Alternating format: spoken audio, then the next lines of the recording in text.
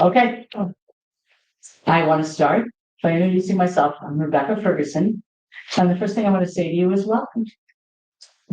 Now, because I am who I am, which was an English teacher, I check out the roots of words. Welcome. It's an Old English word. Now, what that means is Old English words are those key words that people brought forward. All right, like hearth. These important words. They didn't borrow from the French, they didn't borrow from the German. They brought their own language. And welcome means a person whose coming is pleasing. Need I say, your coming tonight is very pleasing to me. Thank you so much for being willing to be here and to listen to what we have to say and make some decisions about how you want to be a part of this. And thank you very much for that. It's a little bit of business, housekeeping. You'll see that there's a note card or two in front of you. We're going to ask for you to try and write your stuff, write your questions down, and we'll wait till the end. All right. So that we can kind of stay on task. One of the things we know about Jim Radford, our consultant, is that he's loyal to the time he says we're going to get done. So that's a great thing. Some of the board people know I'm not. The other thing that I was really struck with is that this is the inaugural meeting of the Capital Campaign Committee. Inaugural suggests from the Latin augur, which is where you used to have a soothsayer or a futurist or somebody that could see into the future that would approve what you plan to do next. So I think it's a perfect word for this evening. All right. We're going to be seeing into the future, predicting what can happen, and get going on. All right. So thank you for that. And thank you for putting up with this. And by the way, it's not the same thing as the tool. That's a different word. Spelled differently. All right. So the question that I want to address at the beginning is, how did we get to this moment? Because in fact, this is not the beginning of the Capital Campaign. It's the beginning of the Capital Campaign Committee. And it's the beginning of moving out into the community. What we might messing with it, Mike. All right. What I wanted to acknowledge was one, this started 100 years ago. This library celebrated its 100th anniversary, 2 years ago. All right. And Jane Hoffman, who will speak to you later, will tell us a little bit about what she's doing with that. 30 years ago, maybe a little bit more, I've talked to Helen Schmidt, maybe it was even longer than that, there was a vision to do a building, to move out of City Hall, to move out of the tiny building that was next to the fire department or something. I've even met people that remember going there. So there was this vision for this, what is really a very big and beautiful building, right? And it's an amazing vision. So that when it was completed, we have one of the larger libraries, public libraries in the state. It's really amazing that we did that vote. You know that and I'll come to that, we got a grant from the state, and the governor came here, and we're sitting with the people, in those places, and we had 7 other library representatives here talking about the grants that they had got. And the thing that struck me is that they were trying to do in 2024 and 2025 what this community did 30 years ago, to build a big place that worked for the whole community. So I think that's pretty cool. And the governor could come here because there was room down here for all those people. It was great. If we talk about how we got here, we also have to talk about the library directors that we've had. Helen, who had the vision for this building. Nancy Miller, who had so many visions. And when she retired, then Tanya came, who came saying, this is a great building. How can we improve it? Pretty much. And she's got the long range vision. She's had that, and then helped the rest of us see how to make that happen. almost 5 years to the day, almost to the day, 5 years ago, I was a pretty brand new president of the board and got to call a meeting in which I got to preside the closing of the library.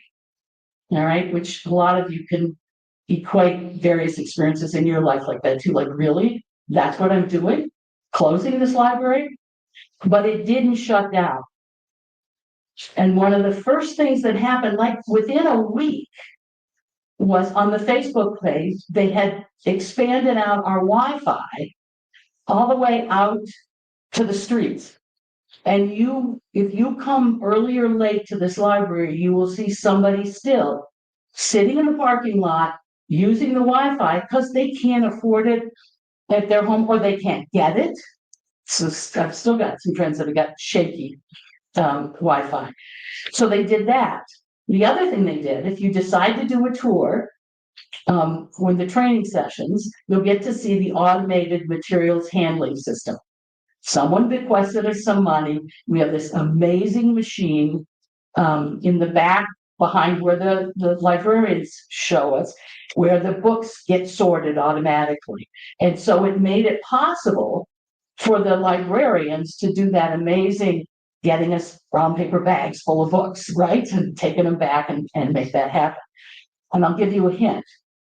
We're hoping in the plans as we remodel that we can put in a window by that machine so the kids can see it happening. And it's really cool. All right. And the other thing that happened during the pandemic is that all the library staff were able to keep their hours. That work, setting up and getting things ready for the automatic material handling system, made it possible for everyone to keep their employment. I think that's very cool. And I think it speaks well to Tanya.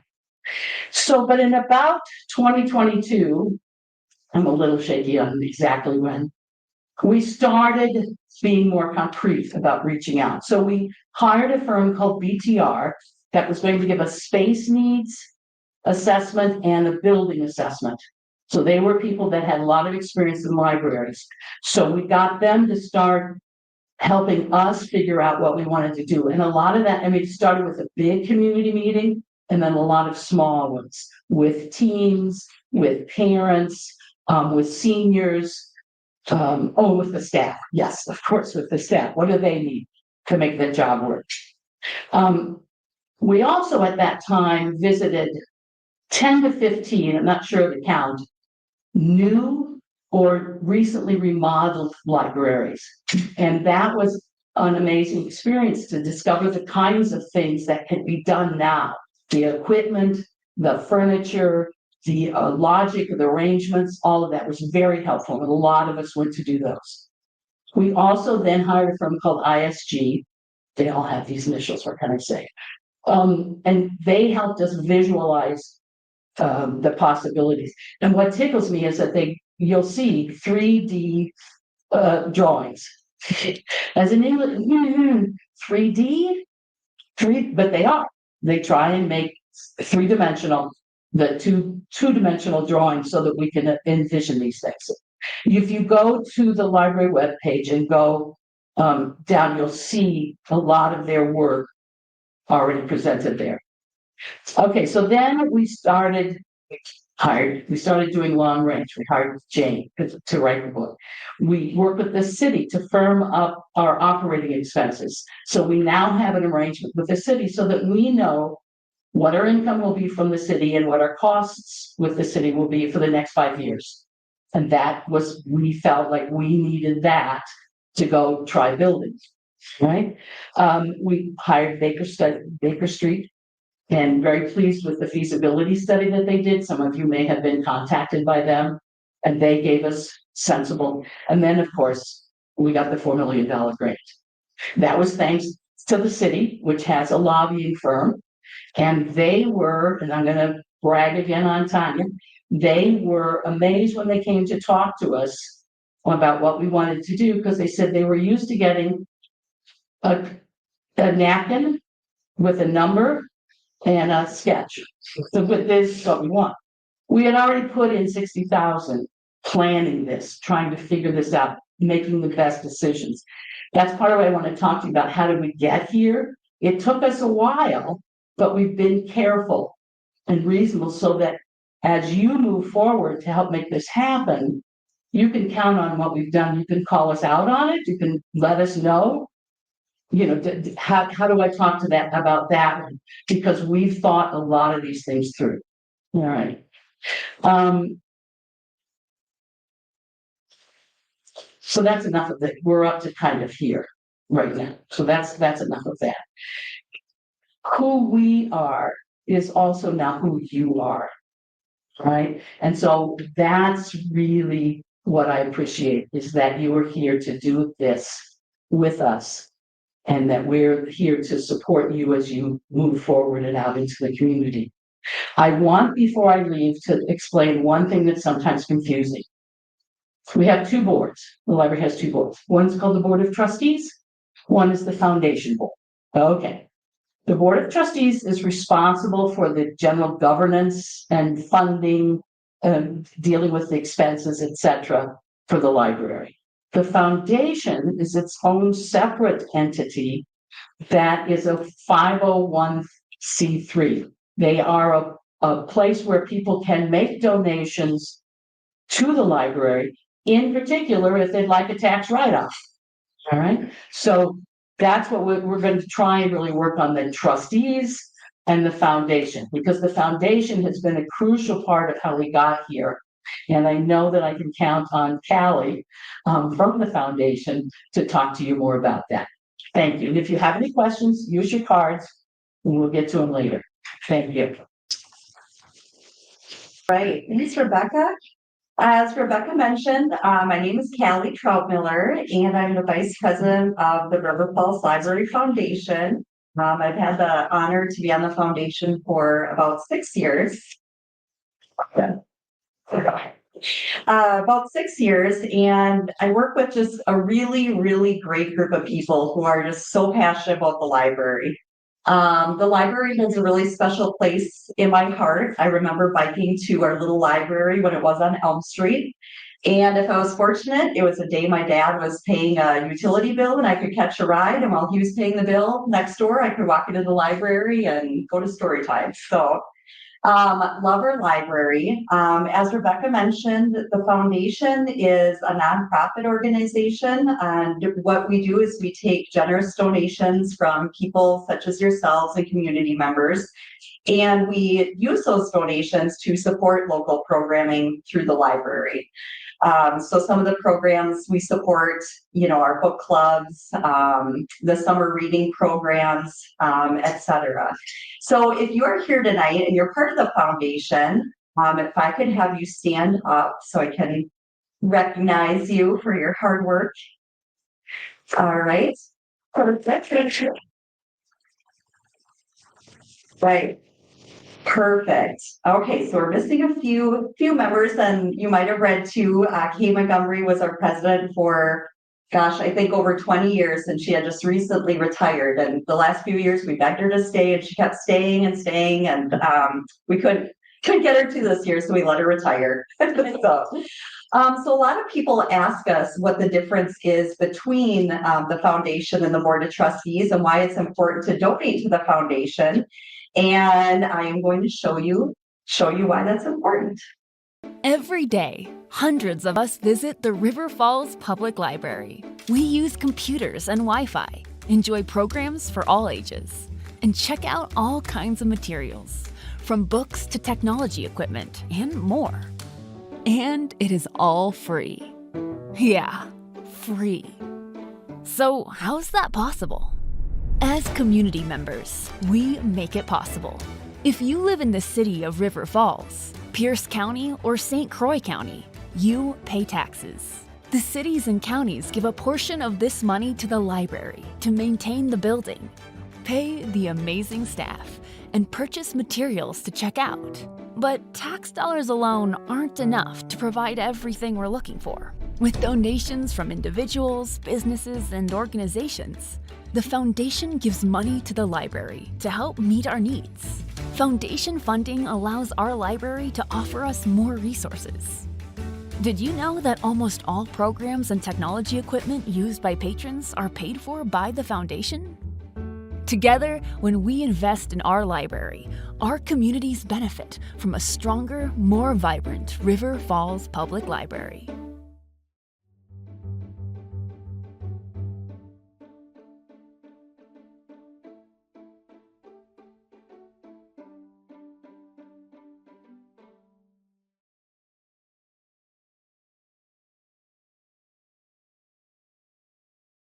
A few of the things we've supported over the past year, just to highlight a few of them, is the 1,000 Books Before Kindergarten Challenge, which is always a fun one. Several youth and adult book groups. The Big Fun Lab, when you walked in, you might have seen that to your right. There's always kids jumping around in there. Several summer reading programs, winter wellness series, and the prizes of many of the speakers. Several, pieces of technology and equipment that can be checked out, and several musicians and speakers. So in addition, looking forward to being really excited about this capital campaign and giving back to the library and the things we can do as a refresh. We are also really excited to have contracted a local author and historian who is in the process of writing a book about the history of our library. And so with that, I would like to introduce Jane Hoffman. Good evening, everyone. I look out here and I think so many people that I've worked with already because I'm a retired teacher from the River Falls School District, longtime retired teacher. And I taught third grade. And one of the things we do in third grade is we teach about local history. And if some of you know Ursula Peterson, and she used to come in and give presentations to our third graders. And I didn't grow up in River Falls, but I always have been interested in history and genealogy. But if I'm going to hike my third graders around River Falls, they're going to learn something about this.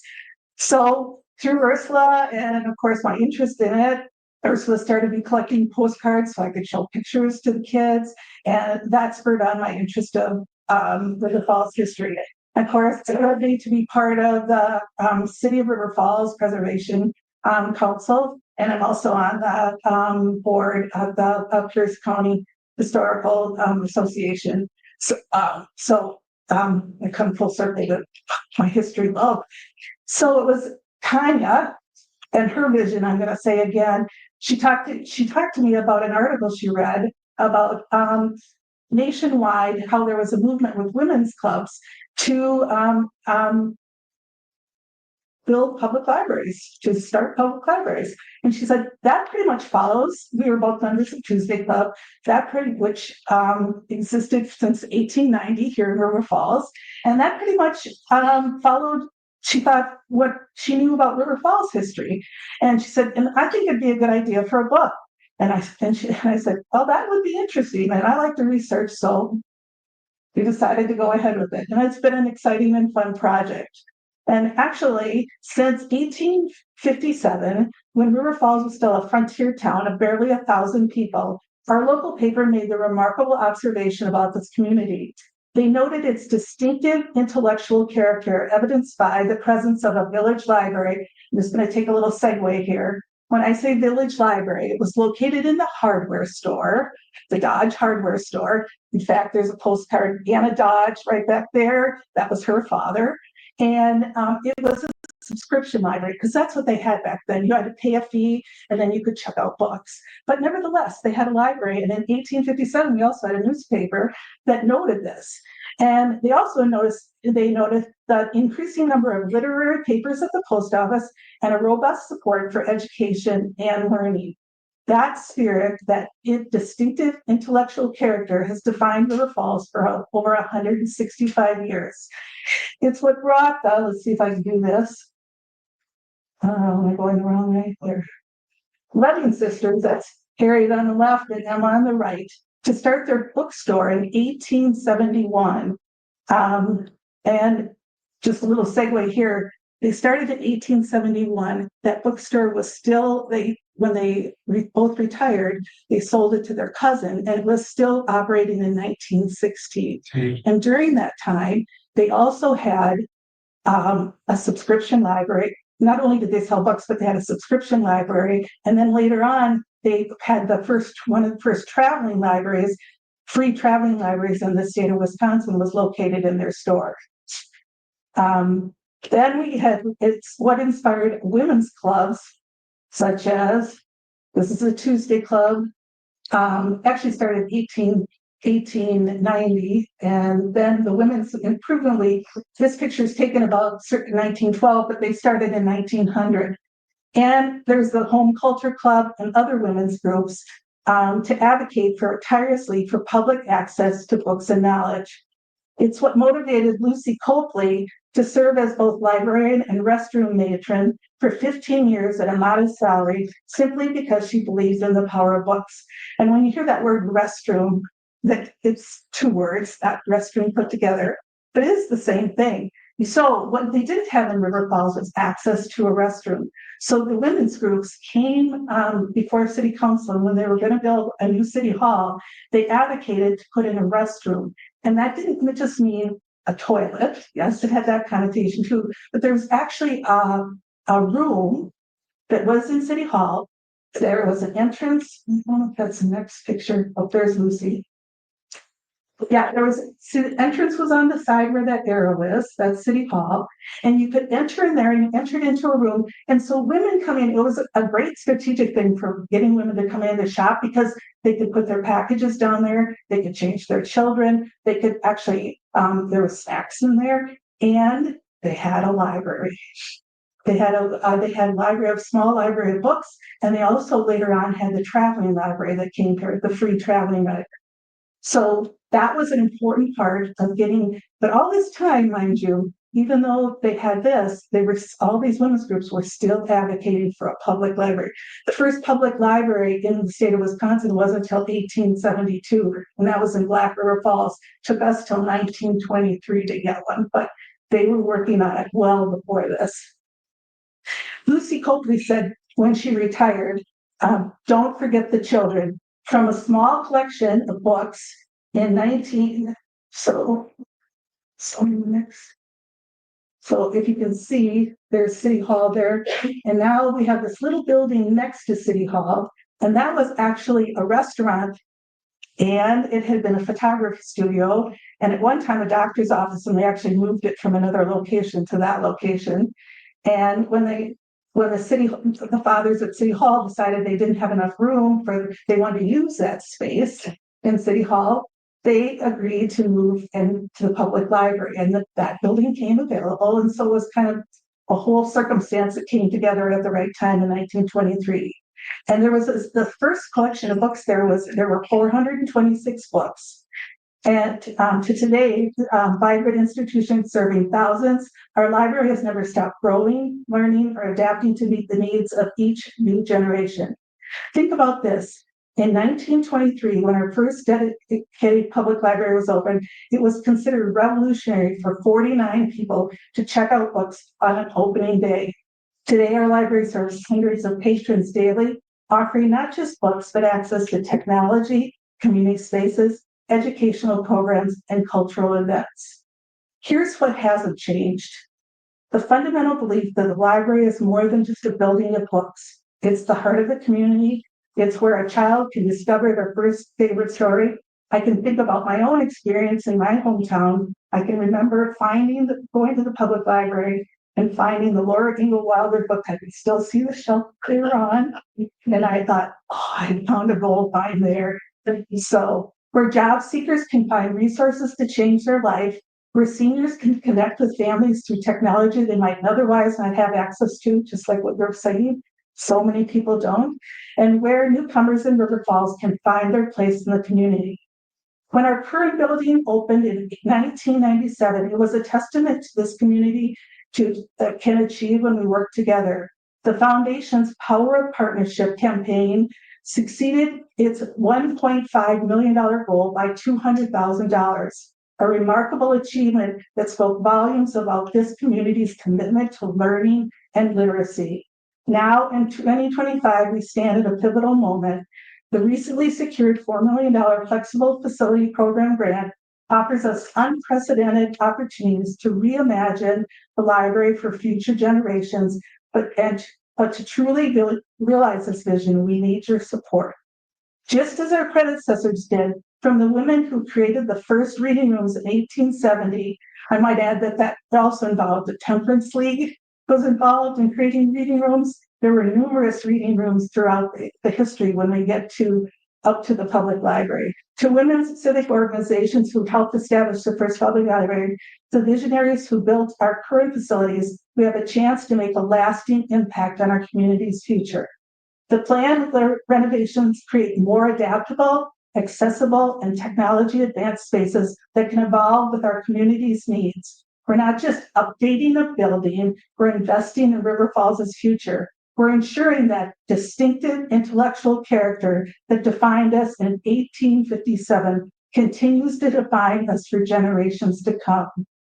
When I think about the history of our library, which is fascinating, I must say, more fascinating than I could ever imagine.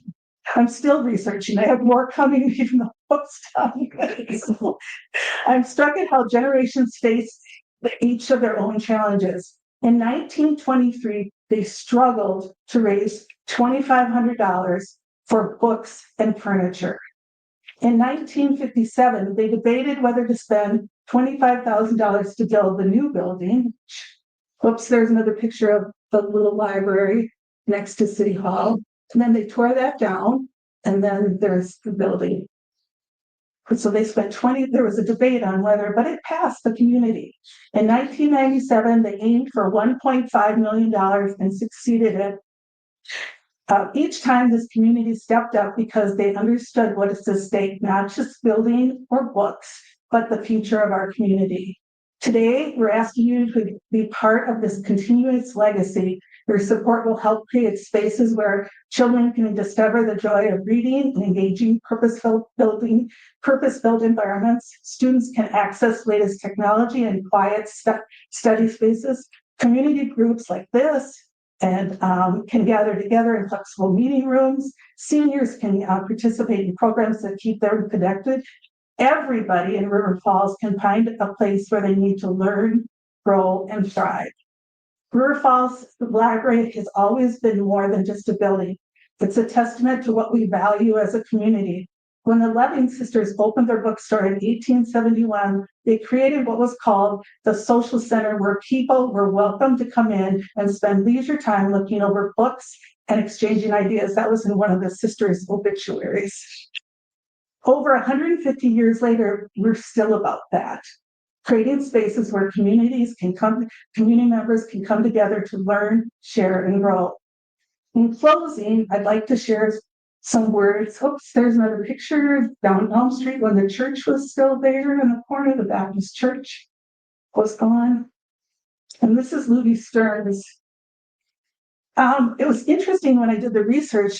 I learned a lot about a Wisconsin library history, and Wisconsin's pretty much a mover and shaker in libraries history nationwide. It was, and Lutie Stearns is I'm finding out the big people in library, and she was one. She started the traveling libraries, which helped start that, and she was a big advocate. And she came here in 1907, advocating, invited by the Tuesday Club to come, advocating for a public library in 1907. And when she came here, she spoke about needing to regulate your hurry, to take time for what matters. So today I'm asking you to take time for what matters in our community. Your support of this campaign just isn't about building improvements or new technology. It's about ensuring that the next generation of River Falls residents has the same opportunities to learn, discover, and grow that we've had. Thank you, and let's work together to write the next chapter of our library's remarkable story. Good evening. My name is Steve Schrader. I'm an actuary, mathematician, an old retired actuary. And I have to say also that I'm a runner because Jane has just taught me something about the libraries in River Falls, because resting rooms are very important. Thank you for telling us about that. Jane Huffman also is part of the inspiration and passion I have for being on this committee for our capital campaign for our library. I, for the last 25 plus years, have been reading with students at West Side Elementary, where Jane taught. I'm also a tutor of accelerated math students at West Side, Rocky and Greenwood, and the sixth graders accelerated math programs at Meyer. It's a joy that I have. In that process, Jane and I got to know each other. And she said she was a third grade teacher, but I remember her with second graders. And she imposed upon me that I should not just do third, fourth, and fifth grade kids, but why not get after my second grade sharper kids? They were smart and I loved them, but I had a terrible time keeping them in a seat to attend for the. They taught me patience, Jane. That helped in today's reading, because today I'm also reading with kindergarten children, and I have trouble getting down to their chairs, but it's a delight being with them. Some of you last Tuesday were over at the local distillery, if I could call it that, for the State of the City Chamber meeting, where the mayor and the city administrator did a parody on Back to the Future. How many of you saw Back to the Future? Quite a few. The mayor put on a crazy wig like one of the main characters, and Scott Simpson tried to imitate Michael J. Fox. And they drove, and they filmed this a couple of months ago around River Falls. They didn't drive it in a DeLorean, they drove it in a Prius, but they talked about River Falls the way it was, the way it is, and the future. Back to the future. The library was a major part of their presentation, and they talked about the $4 million grant. So tonight I'd like to continue that conversation. On the left-hand side of your pamphlet, please take out the very attractive brochure and open the first page. On the left, in the bottom right of that, we're here to talk about the $3.5 million campaign as an amendment, as an addition, as a completion of that $4 million grant. And it talks about 2.3 million of that 3.5 is for enhancing and renovating spaces. The 4 million doesn't do the job. Those numbers came from estimates 2 years ago. We all know what's happened to costs in the last 2 years. 1.2 million is for endowments, for continuing monies into the future. This foundation needs that endowment. Next page, upper left, where it says a dynamic learning and innovative technology environment. If you haven't guessed already, the first two bullets are very important to me and the passion I have for this community. They reimagine children's area where young minds bloom through interactive learning. The dedicated teen area. We used to have a teen center here, a dedicated teen area designed with and for the next generation. My passion and my inspiration for this campaign is all about what children can do growing and thriving in this community. My passion and inspiration for this community is all about children knowing and thriving in this community. The last part of the parody that the mayor put on was a slide that showed a statement that Michael J. Fox made late in the movie. I don't remember it, but it was late in the movie when he was talking to his father, if you remember, who was a bit of a nerd, like all of us actuaries are. And he was trying to help his dad improve. His dad was being bullied Remember that in the movie? And Michael J. Fox was trying to help him improve himself for the future. So the line says, in the future, our children will thank us for this. Thomas?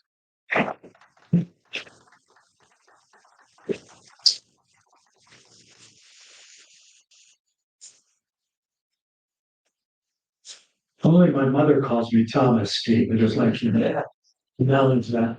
I'm Tom Westerhouse, and I am co-chair of the Capital Campaign Committee, along with Steve. Before I give my story, though, I want to just put a plug in for the two previous speakers. Steve volunteers. All that time he talked about, that's 4 days a week. I don't know, 4 or 5 hours a day with those kids. That's pretty amazing. Jane, I know on good authority, was an outstanding teacher, and same thing. She gave far beyond expectations of any teacher, and you can see it in their spirit for the library now. It's the same thing. So we are blessed. Give them a hand, please, again. Yeah. So Rebecca sort of started telling us a little bit about the lead up to this evening and the work that we have ahead of us.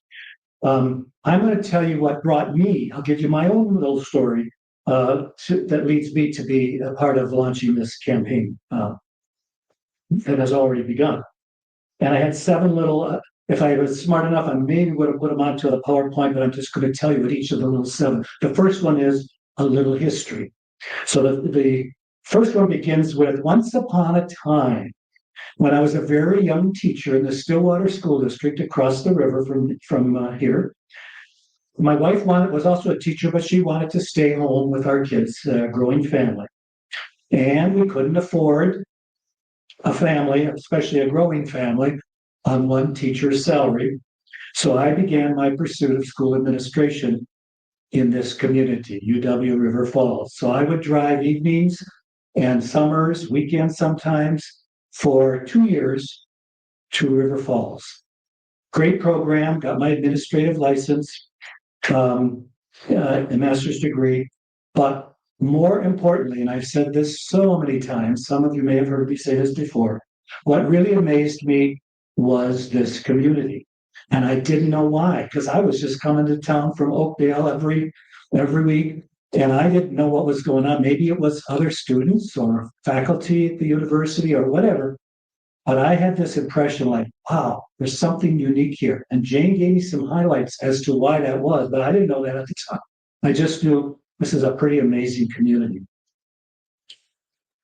Nonetheless, I couldn't find a job here in this area at first, so I did most of my administrative work in Minnesota and South Dakota. So fast forward 30 years. Second part, a place to call home.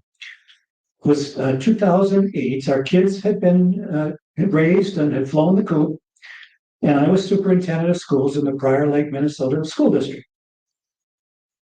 My wife and I decided we wanted to start looking for our last place to work in education. She is a teacher and me in administration. And so we kind of screened communities. We went and spent weekends in communities. We went to Eau Claire, we went to Northfield, Minnesota, St. Cloud, Minnesota, Duluth, several communities that we just camped out for the weekend and tried it out. Well, didn't come here to River Falls, even though I had this in the back of my mind, progressive community. We wanted a university town. We wanted it to be progressive. We wanted to be drivable to the airports, and some of our kids have taken off and live elsewhere. And just a beautiful, well-rounded community. Part 3, River Falls welcoming spirit. I had heard via the grapevine that Boyd McClarty was retiring as superintendent of the River Falls School District. So on New Year's Day, 2008, before he had resigned, before the job was open, we came to scout out River Falls at that point. And we went to St. Bridget's Church.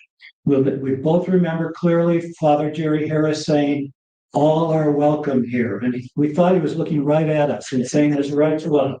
And that sort of set the tone. But throughout that weekend, if it was at restaurants or the hotel or gas stations, everywhere we went, We were welcomed. The university had grown. Everything was sort of fitting for what we had looked for.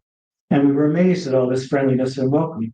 But the biggest eye opener, and I think in the end, what was probably the selling point, for sure for my wife first and then for me later, was River Falls Public Library. For Betsy was an avid reader. She always has been. She has a dad who was an English teacher, Rebecca, and she had her sister just as retired, but she was the head librarian for Hutchinson, Minnesota School. So books and libraries were very much a part of her. And when she saw this building, we didn't get in because it was like New Year's weekend, but we saw we saw it and we felt it, and we were just amazed. So I think blown away would be a real appropriate definition of what my wife and I saw, along with the community that we had dreamed of.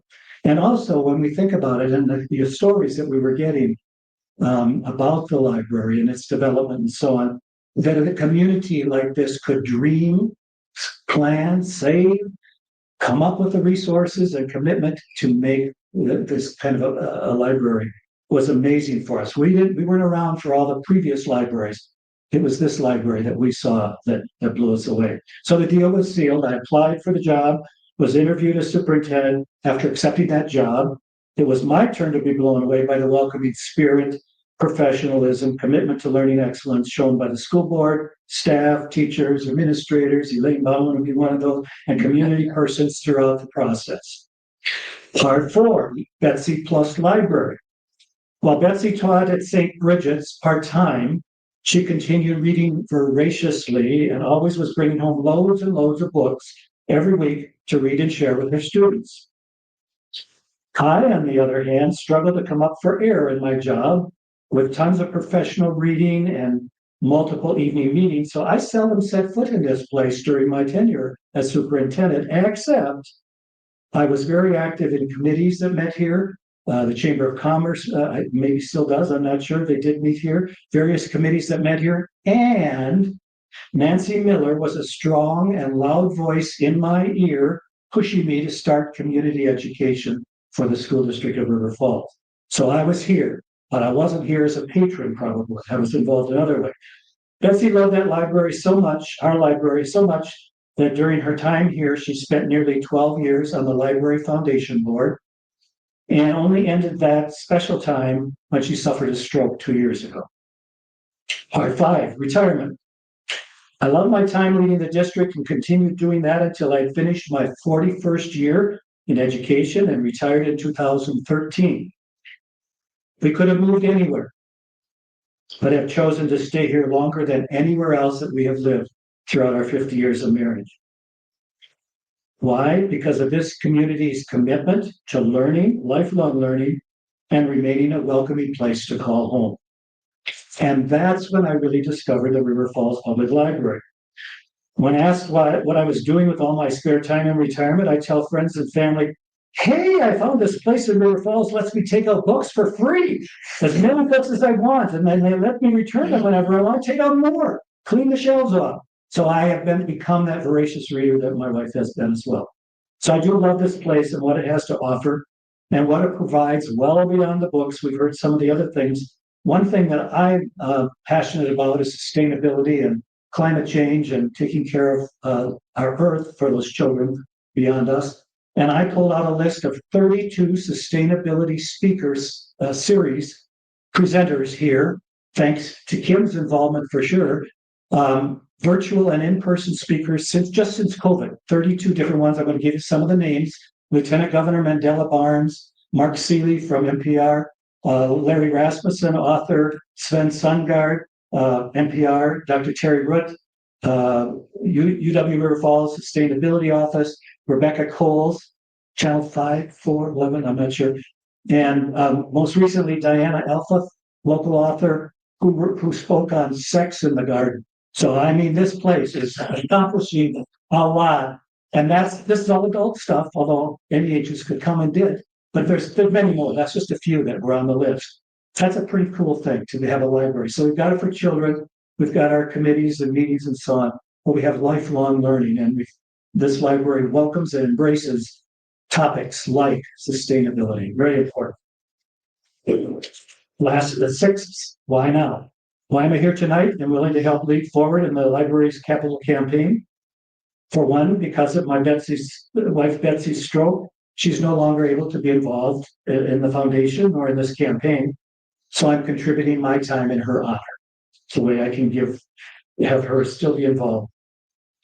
Secondly, this library embodies the heart, mind, and soul of the community.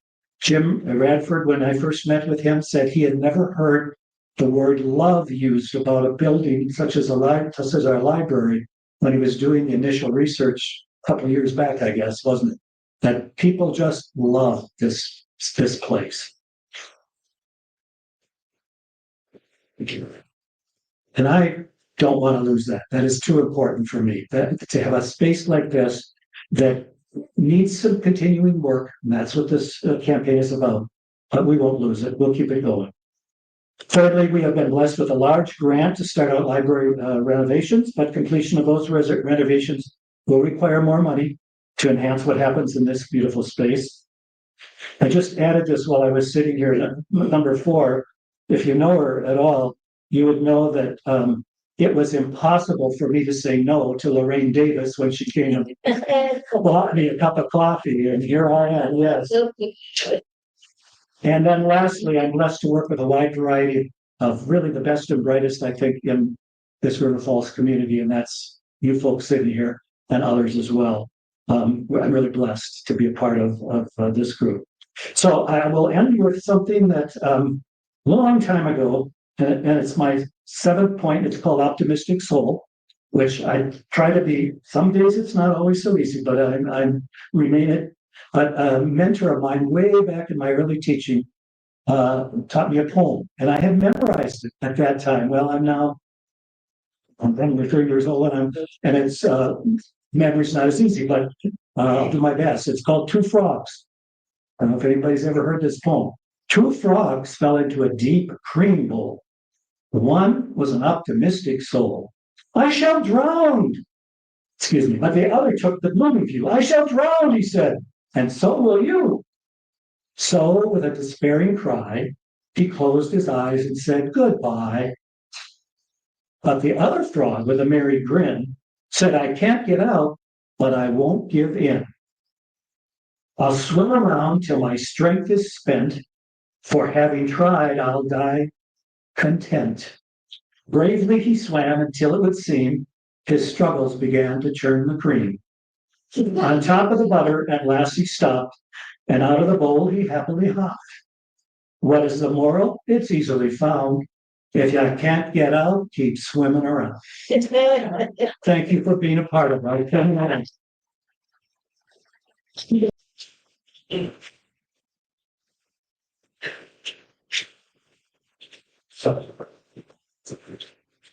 Thank you all for being here tonight to provide your support for the River Falls Public Library.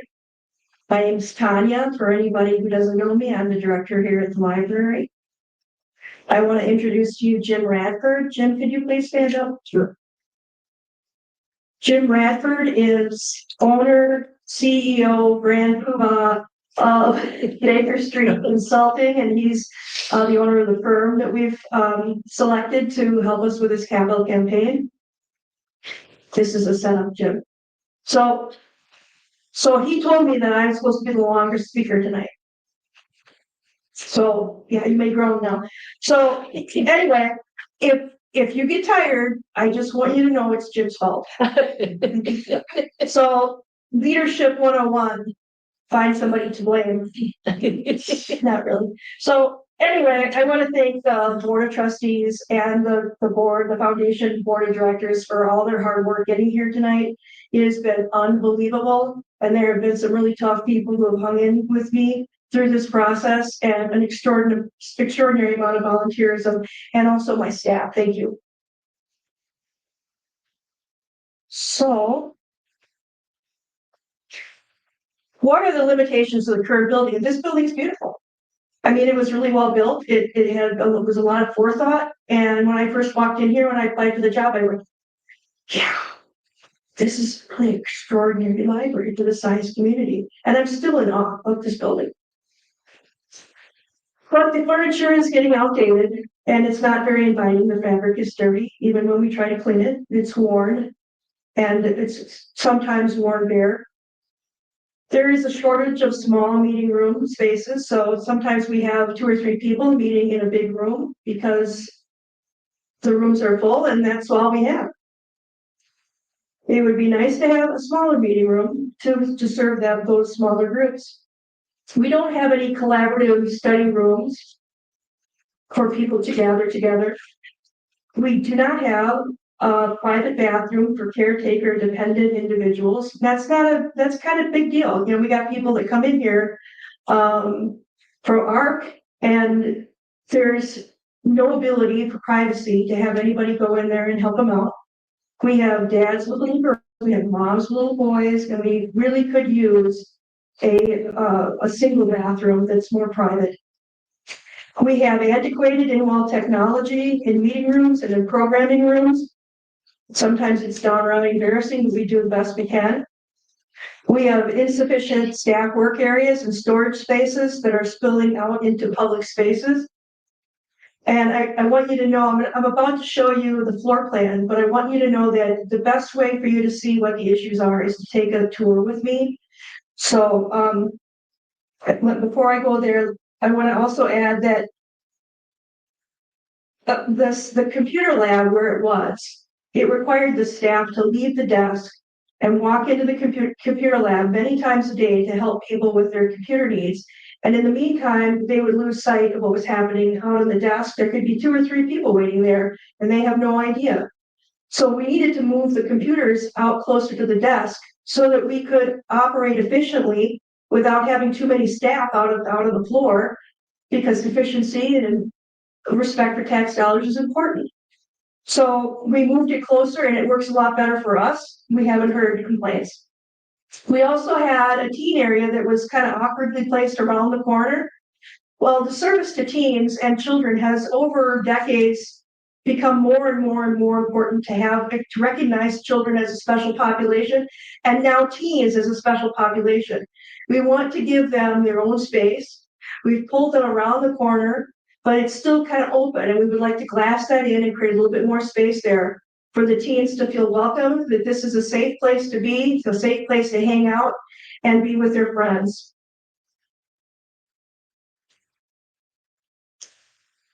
So didn't we receive a major grant for renovation? Yeah, we received a flexible facilities grant for over $4 million from the state of Wisconsin.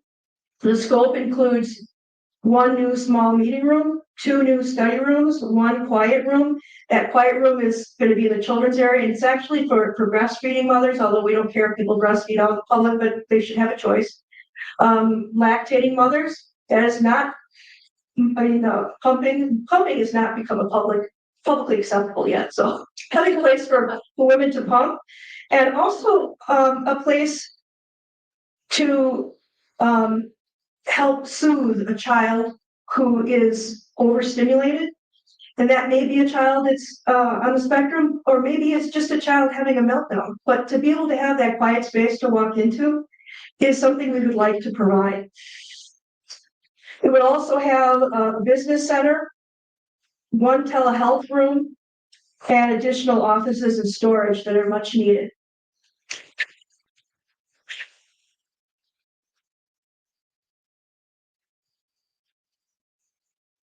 Whoop.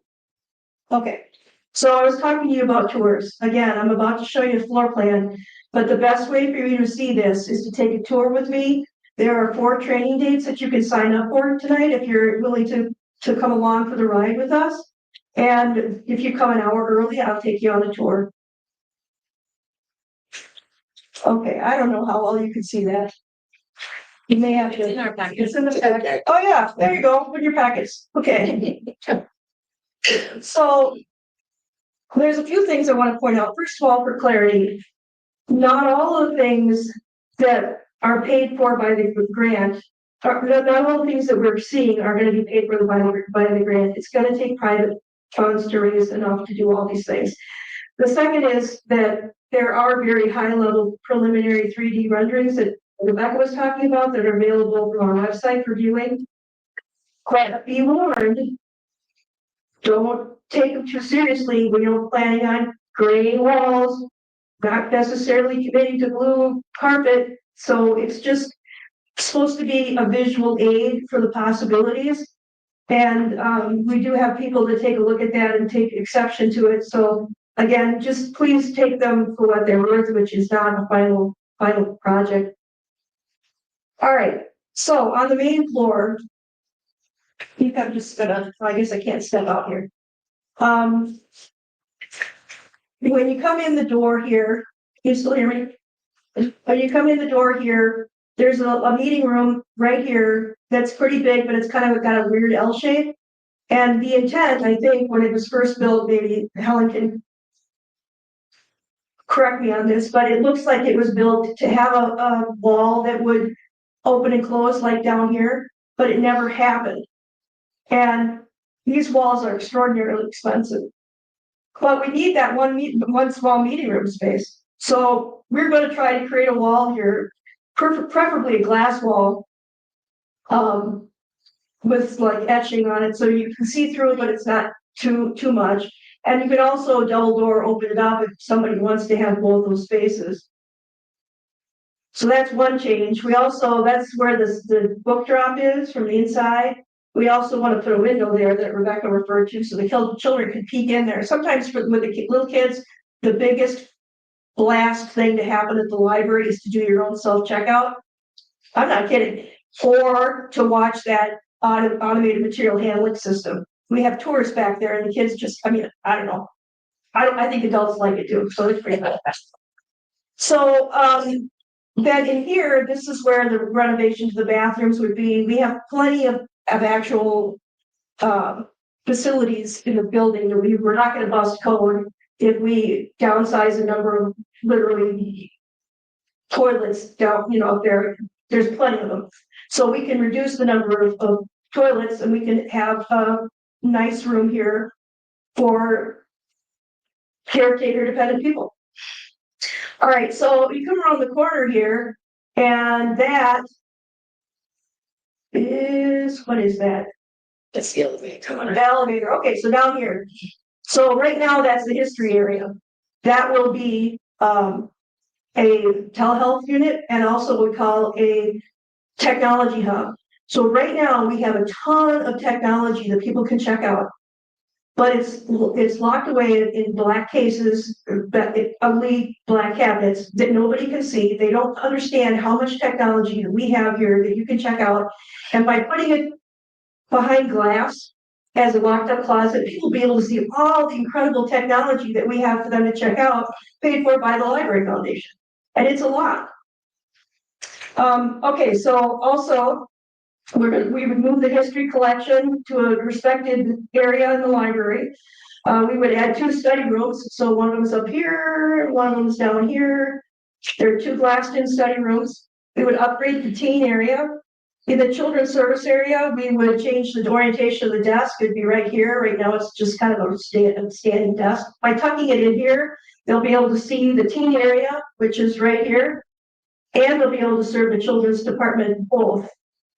So that's very convenient. Then next to that, that was right. Too many buttons. Okay.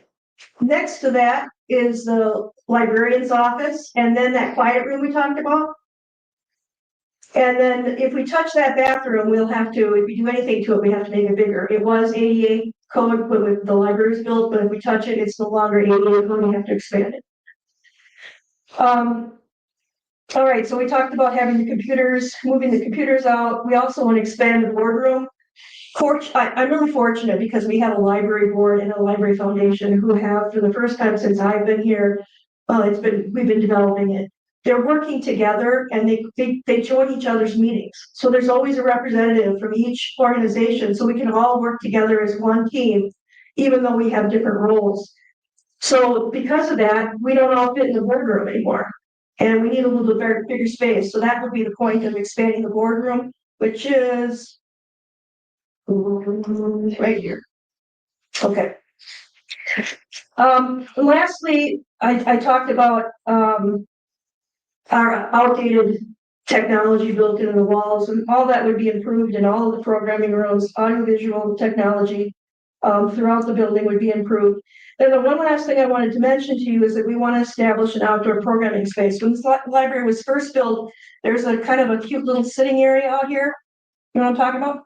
Well, when they built, the boardroom, they took the HVAC system off and they put it down here. And the HVAC system is so loud, it sounds like a helicopter's taking off. So you really can't have a program out there because it's so loud. So I'm not sure when we're gonna have a chance to have enough money to improve the HVAC system, but that is a target capital improvement plan to improve that. But I also been talking to UWRF about making this whole corridor a sustainability corridor for landscaping. So we would feature landscaping that people might try in their yard that is sustainable. We would have a community garden. Kim has put a lot of effort into this little thing out here up front. Well, there's more sun back here, so there's more space. Kim can have this whole area for a community garden. And we've also had a lot of requests for a rain garden, so we'll try to get that in there. We'll try to get pollinator plants in there, and we'll try to get no-mow grass. Now, I know a lot of people are scared of no-mow grass. I actually had some in my cabin. It was beautiful, but now the trees have kind of taken over. But it was absolutely beautiful. We did not mow it. At the end of the year, we would. So we're going to just try a strip of that. No, we're not going to try to do the whole thing. We're just going to try a strip of it so people can take a look at what no-mow grass looks like. So I'm going to come back to that element later on, but I want you to know that that's something we're working on, and we're hoping to add to this this plan. So if I go to the lower level,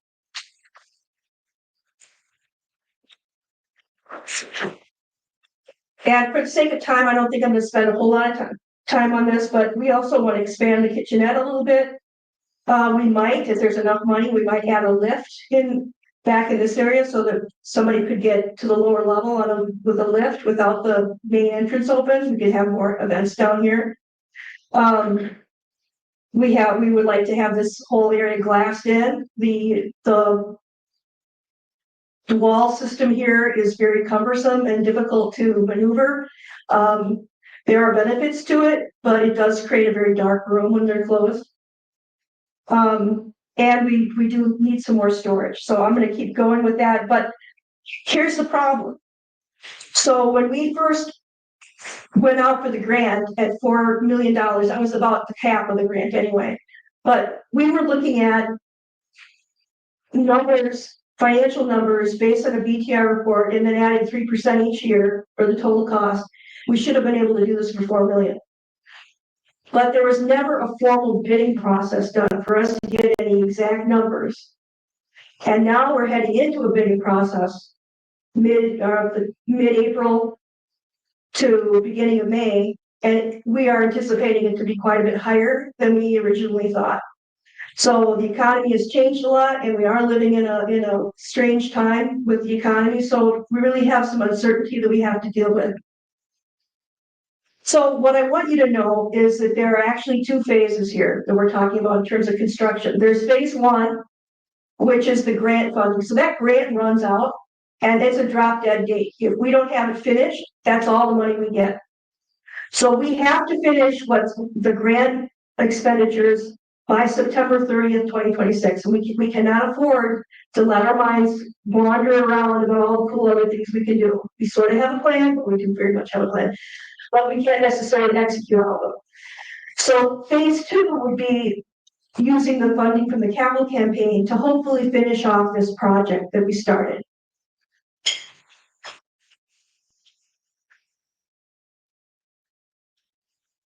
Not pointing it at the right spot. Am I getting a dead battery here, Kim? There it is. Okay. So why do we need a capital campaign? I've sort of covered that already, but we need a contingency fund here because we're not really sure how much this whole thing's going to cost. And I'm pretty sure it's beyond the contingency fund now. It's probably a third of the project. We'd like to put in some inspirational elements in the children's area. We'd like some art installations. this whole project is, the grant's not covering furniture. So that's gotta come out of the capital campaign. And the improved outdoor spaces, which I mentioned to you before.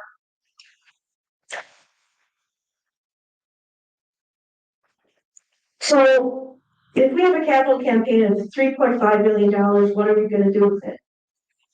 So yes, the goal for the capital campaign is 3.5 million. That's based on the feasibility study of what they thought we could raise and based on what we calculated we probably need. So with that, the 2.3 million would be to just finish off our plans for the building. And then 1.2 million would be invested in the future through strategic endowments. One of them, we're trying to grow a program and events endowment we want to raise an additional 200,000. And we also want to start to develop an operational endowment for $1 million.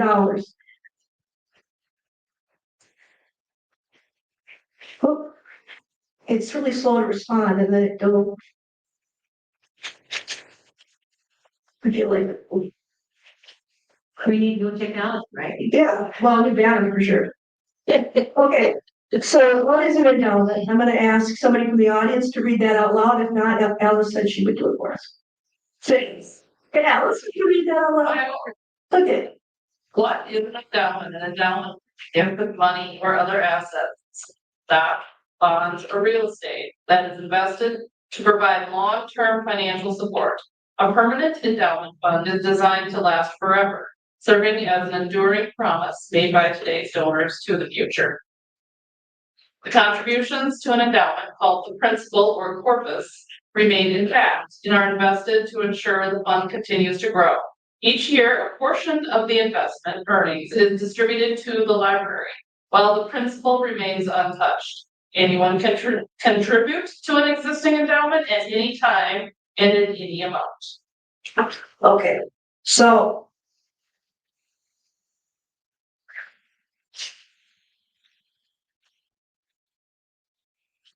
So the $200,000 is for one of the endowments. Now, what I want to tell you is that the Library Foundation already has an unrestricted endowment that's held by the St. Croix Valley Foundation.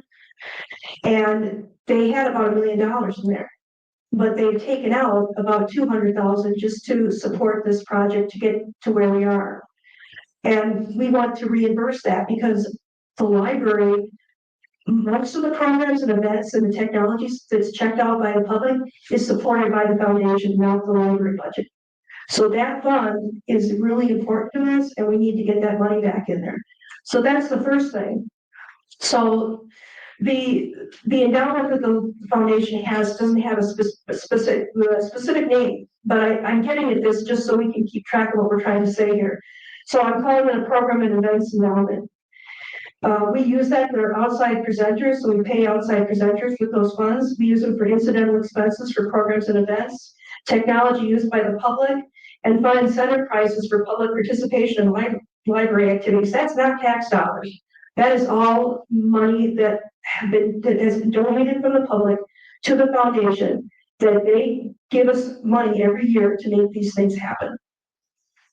So I want to make it really clear that when I talk about this program and events endowment, we're talking about putting the money back so we can keep operating like we have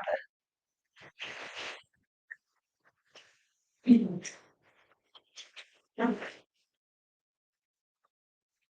So when I talk about an operational endowment, I want to give you what my definition of this is. I would like an operational endowment.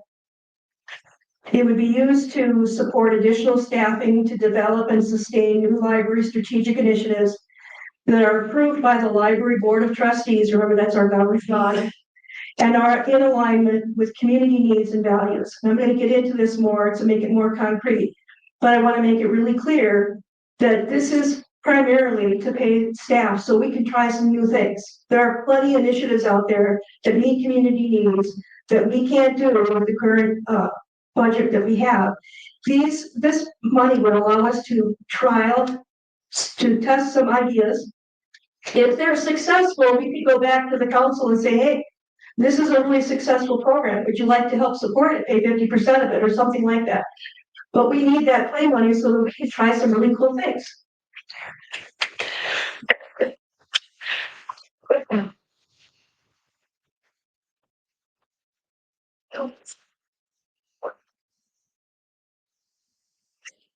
Okay, so here are the four initiatives that we would like to start. And this is just for now. I mean, in the future, 20 years from now, another library director and another library board may decide that there's something else that's a priority. But this is the priority that I think that we have now. The artist in residence program, a naturalist in residence program, technology support and artificial intelligence and information literacy education, and early childhood outreach to economically vulnerable families. These are the four initiatives that I would like us to try to start with the $1 million endowment.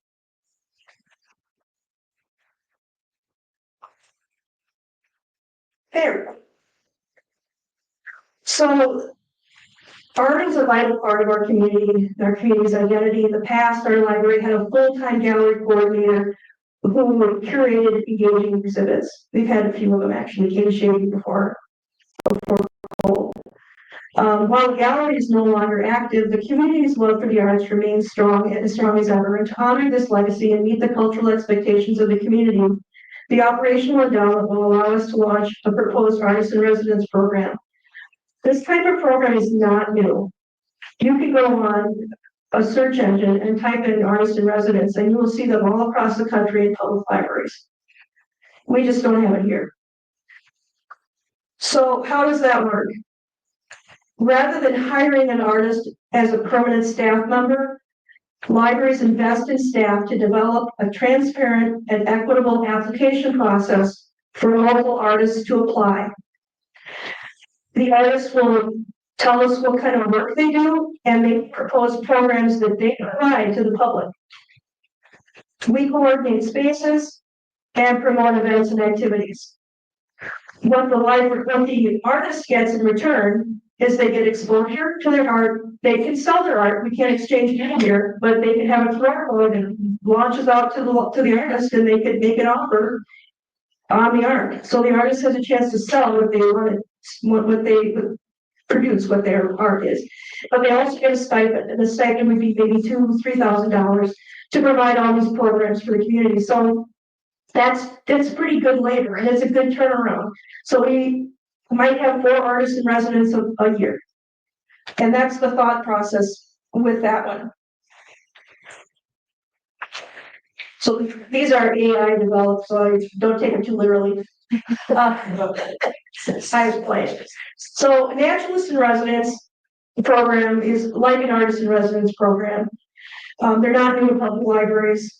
They're already spread across the country. And rather than hiring a naturalist as a permanent staff member, libraries invest staff time to find, manage, promote short-term connections between naturalists and the community. Library staff develop a transparent and equitable application process to select naturalists, coordinate spaces, and promote events and activities. The library has long been an active partner in the River Falls environmental sustainability efforts. The proposed Natural in Residence program would build on this foundation, offering patrons engaging hands-on experiences that foster environmental appreciation and deepen our connection to the natural world. Additionally, this program would provide local naturalists with the opportunity to lead classes in and around our newly designed outdoor spaces, which will be created in collaboration with UWRF to highlight the library's commitment to environmental sustainable landscape. Through a partnership with the city's newly established Conservation and Parks Division, we will further expand natural resource programming, providing the community with ongoing access to valuable opportunities in environmental education.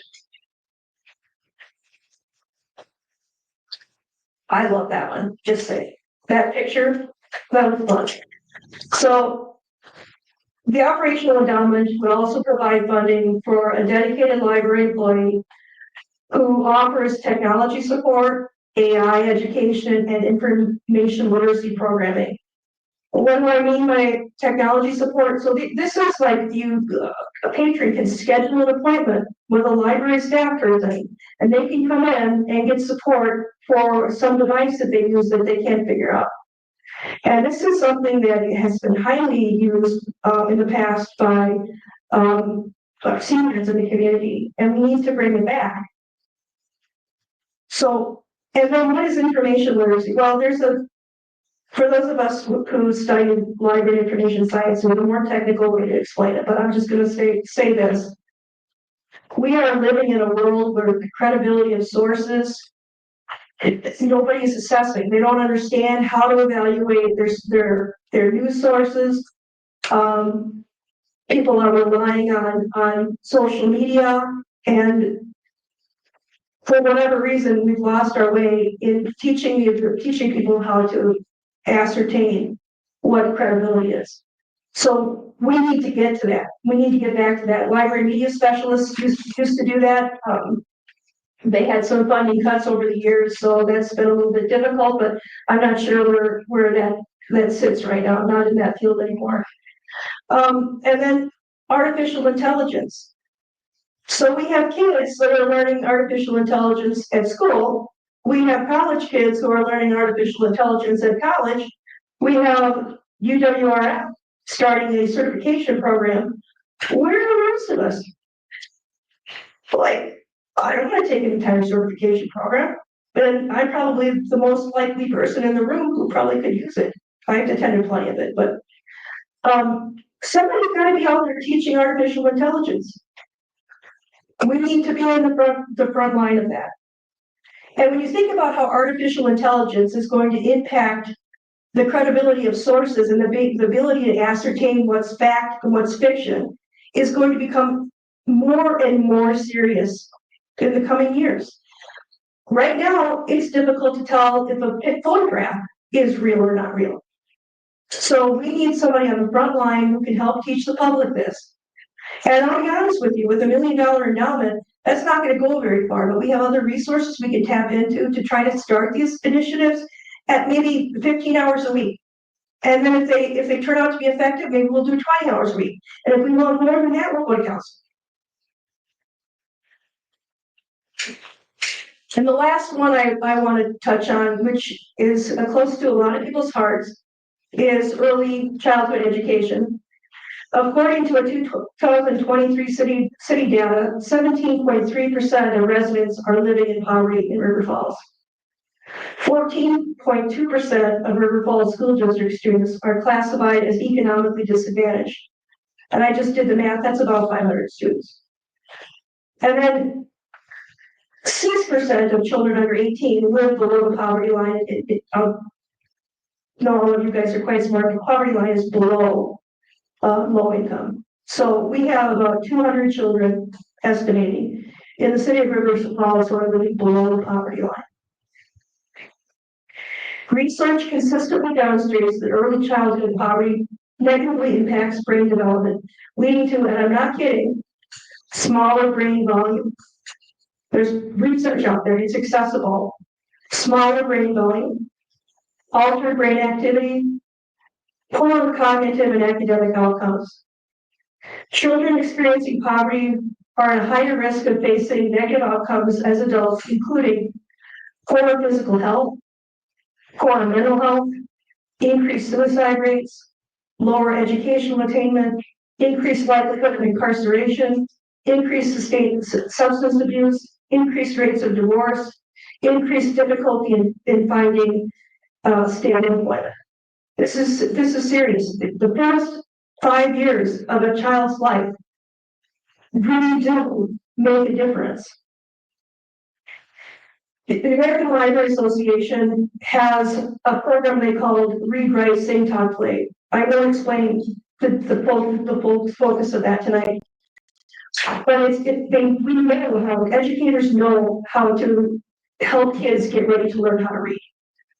The American Library Association is able to teach librarians how do you build a brain to learn to read. We're not teaching them to read. We're building a brain that can go into to 5-year-old kindergarten and they're ready. Their brains are ready. There's a national initiative called Every Child Ready to Read. It's a physician initiative that physicians in this country now understand the critical nature of those first 5 years in brain development. And they are so convinced that there's a national program that incidentally is here in River Falls. Every time a child from birth to 5 goes in for a well child visit, they see a physician who gives the family a book as a diagnostic tool to see how they are physically developing. And they encourage the parents to do lab reading because it is that important for brain development.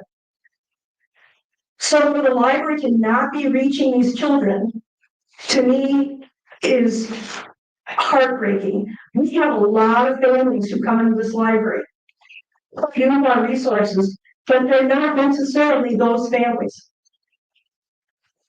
So sometimes the people who could use the library the most don't understand what we have. And sometimes libraries don't understand what they need to do to create better access. And I have worked with children who speak different languages and I actually think that's easier to address than just flat out poverty.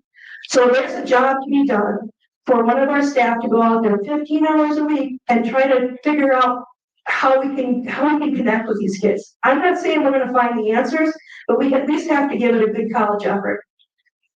And we can connect them to other resources in the community. And I'm going to leave it at that. So there is a vision here for the future of the library. And there's somebody else here in this library, in this room, who also had a vision. Helen Schmidt was a major part of building this library, and I would like to welcome her up here to speak.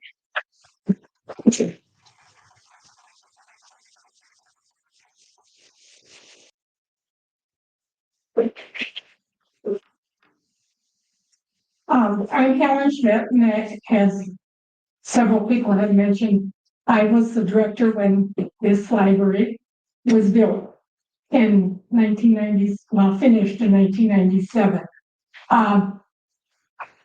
I support this capital campaign because as a former library director, how could I not?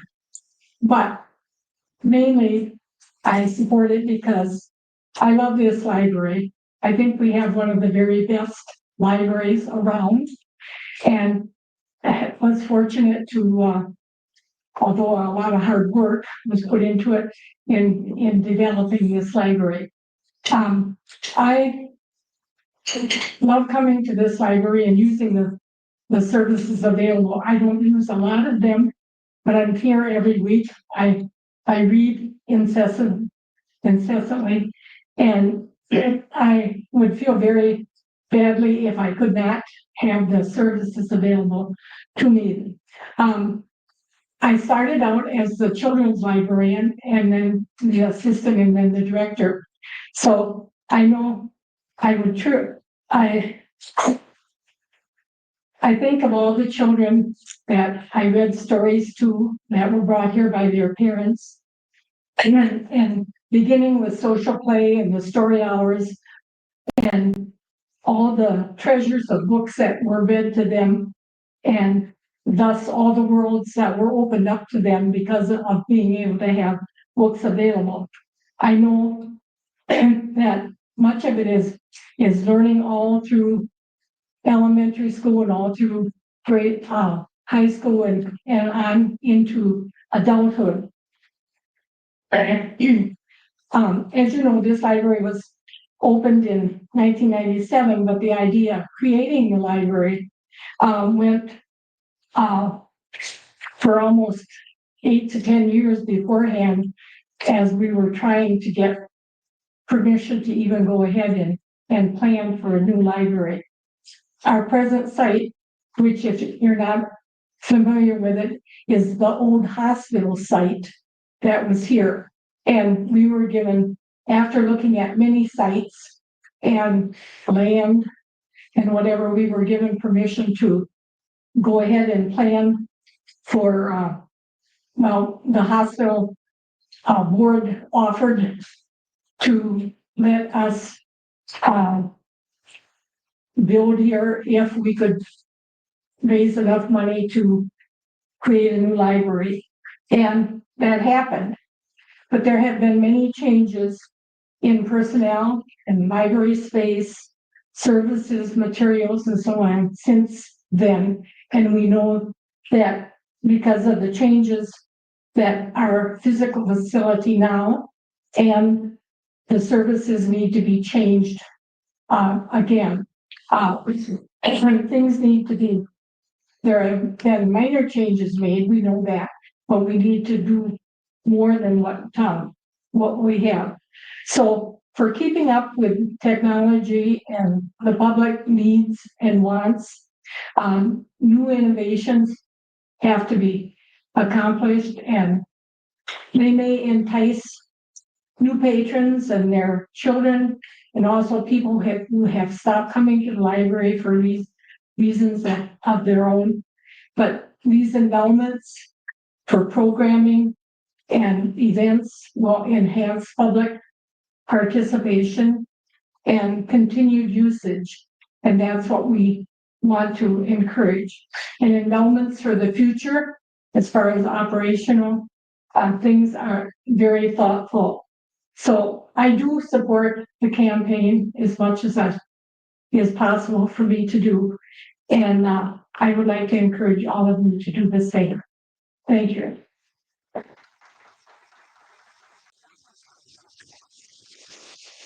Well, hi, everybody. My name is Jim Radford, and I'm the final speaker of the evening.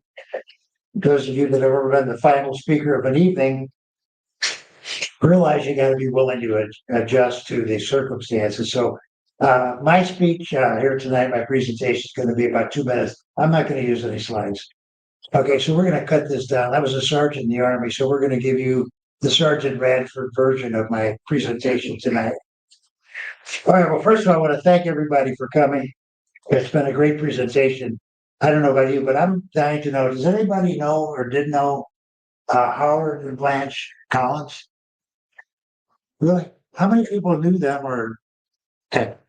Well, it's just a symbol of why it's so important to recognize people that support the library, because here we are in a room named in their honor, conducting a project here as a prelude to making the library even better than whatever they did for this library. So I just think they should be honored again, and that's important to realize that these traditions carry on. So I'm a consultant. The name of my company is Baker Street Consulting.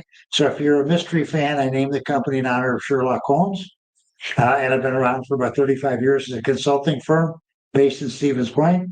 I've been in 37 libraries over the last 35 years, not because I don't have anything else to do, but in my business, I drove around. I have an office in St. Louis, my native hometown. So I'd always go to the local library wherever I was driving around to do my work. And I must tell you, at all the libraries that I've been in, this is really one of the finest. Okay. So I want to give you that.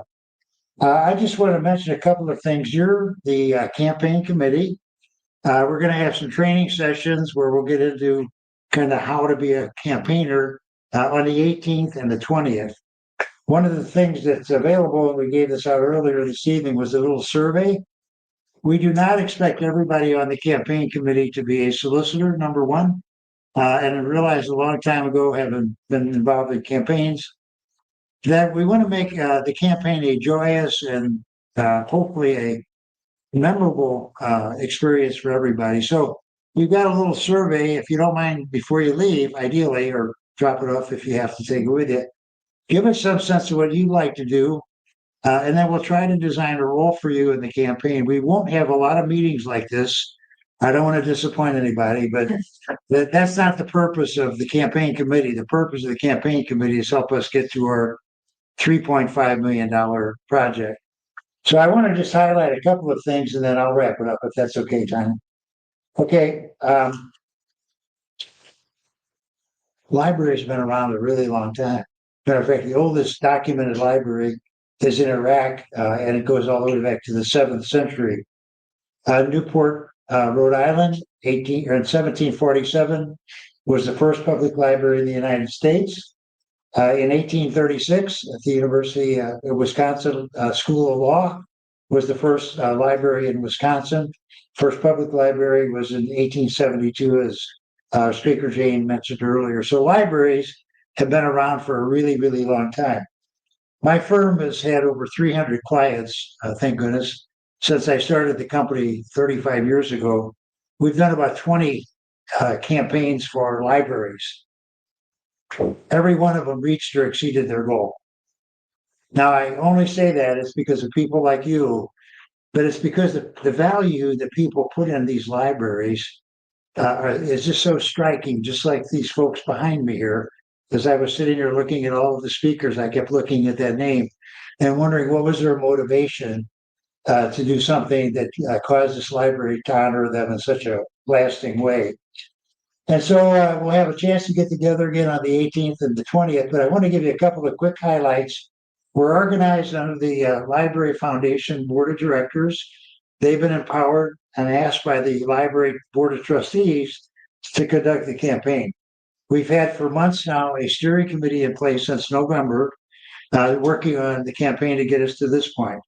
Now we're beginning what's called the leadership gift phase of the campaign.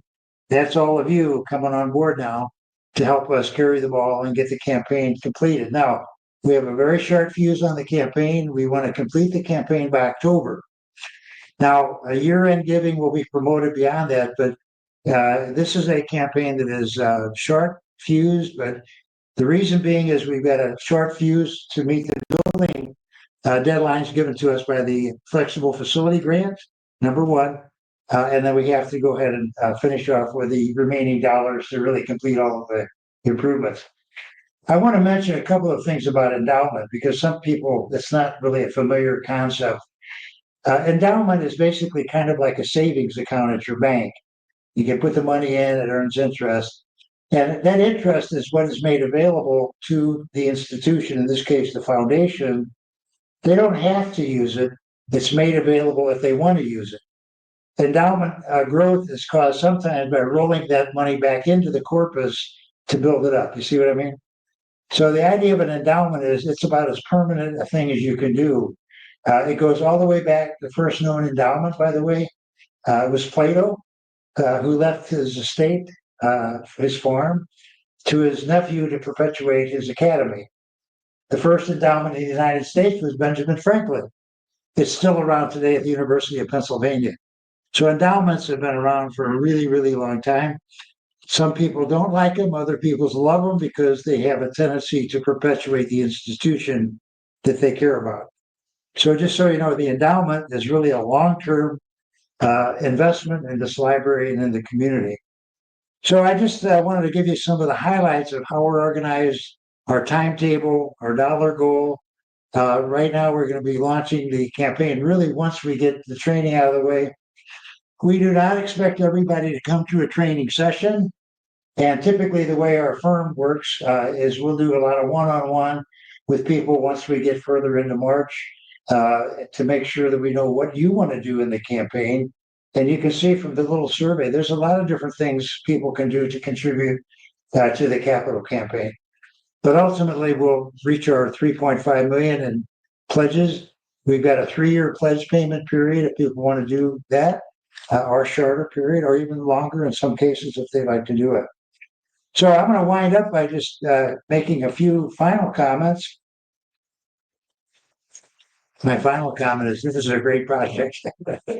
And we're really, really delighted to see it come forward.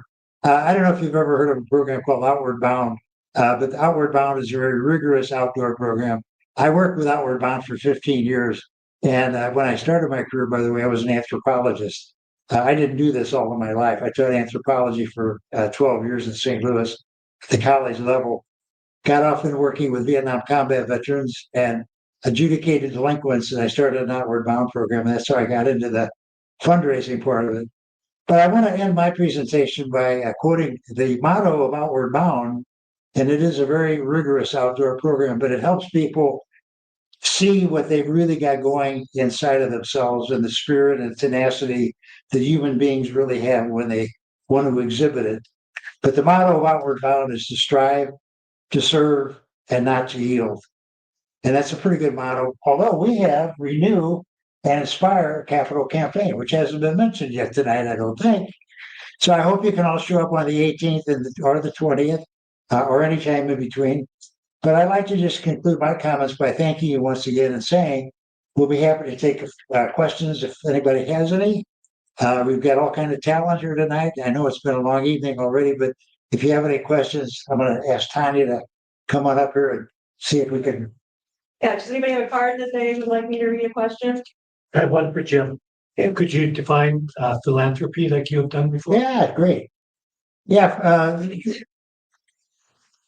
calling the microphone, I'm sorry. So did you not hear anything I just said? I'll have to repeat everything. Well, as I mentioned, I was an anthropologist, and when I started working with juvenile delinquents, I went to the college president. He said, "Jim, you can do it, but you got to raise the money." I had no idea how you do that, and yet over the years, I learned how to do it because I believed in the things I was working. I worked with juvenile delinquents in St. Louis for 8 years. I ran the Juvenile Diabetes Foundation in New York before we moved here. Fantastic organizations. And so I learned philanthropy is what this is all about. And I want to just tell you right now, we have to raise funds, but this is not a fundraising project. I coached soccer for 23 years, and when I had to get my teams to a tournament in Colorado, I had to raise, that's fundraising, okay? This is a philanthropic endeavor, and the word philanthropy does not mean fundraising. The word philanthropy means love of humankind. I did 42 interviews, some of whom were sitting here tonight, folks that I talked with. And I did those interviews myself, which was kind of unusual for my company. But I gotta tell you, I don't think I've ever heard the word love used so much in reference to a community and into a library. We were really, really struck by that. And so it shows you a lot about what this project is really all. So it's a philanthropic endeavor, and it's all about relationships, just like the ones behind me. I wanted to say, my firm has done over 100 capital campaigns in 35 years, and you can get a sense of a campaign pretty quickly. The instincts tell you something. I thank you about this. So I would say that you should go home tonight feeling pretty good about it. What we're going to do, I think, is make our slides available to all of you. Somehow get those out to you because there's a lot of great comments and content in there. But I wanted to see if there's any other questions for Tanya or I guess myself. We have our co-chairs here with Tom and Steve.